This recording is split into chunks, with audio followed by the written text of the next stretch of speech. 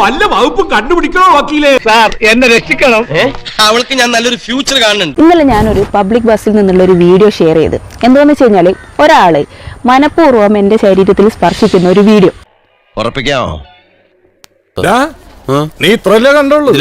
അങ്ങോട്ട് നോക്കിയേ. ബസ് നിർത്തി ഇറങ്ങാൻ സമയം ആ കൈകൾ അറിയാതെ എനിക്ക് നേരെയും വന്നു. അറിയാതെ എനിക്ക് നേരെയും വന്നു എന്ന് ഉദ്ദേശിച്ചത് അയാൾ അറിയാതെ ചെയ്തു എന്നുള്ളതാ. അതാണോ നിങ്ങൾ ഉദ്ദേശിച്ചത്?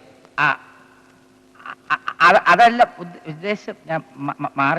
ഒരാള് മനഃപൂർവ്വം എന്റെ ശരീരത്തിൽ സ്പർശിക്കുന്ന ഒരു വീഡിയോ. ബസ് നിർത്തി ഇറങ്ങാൻ സമയം ആ കൈകൾ അറിയാതെ എനിക്ക് നേരെയും വന്നു. എന്താ ഉറക്കം വരുന്നു? അറിയാതെ എനിക്ക് നേരെയും വന്നു എന്ന് ഉദ്ദേശിച്ചത് അയാൾ അറിയാതെ ചെയ്തു എന്നുള്ളതാ. അതാണോ നിങ്ങൾ ഉദ്ദേശിച്ചത്? ഗ്രഹണം ബാധിച്ചാലും അതിനൊരു സമയമുണ്ട്. സൂര്യൻ ആ കറുത്ത മറവിട്ട് പുറത്തു വരും. അതുപോലെ തന്നെയാണ് സത്യവും.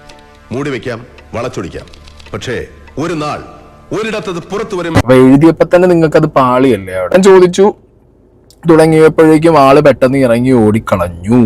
ഇറങ്ങി ഓടുന്നതോ ഇവര് ചോദിക്കുന്നതോ ഒന്നും വീഡിയോനകത്തില്ല. സത്യം ഒന്നേ ഉള്ളൂ, അത് ജയിക്കും. അതേ ജയിക്കൂ. ഈ എഴുതി പിടിപ്പിച്ചതിൽ എന്തെങ്കിലും ആ വീഡിയോനകത്തുണ്ടെങ്കിൽ ആ വ്യക്തി തിരിഞ്ഞ സമയത്ത് ഈ ലേഡിയുടെ ദേഹത്ത് കൈ തട്ടുന്നത് മാത്രമാണുള്ളത്. അത് കൈ തട്ടാൻ വേണ്ടി നിന്നു കൊടുത്ത പോലെയും എനിക്ക് പേഴ്സണലി ഫീൽ ആയി.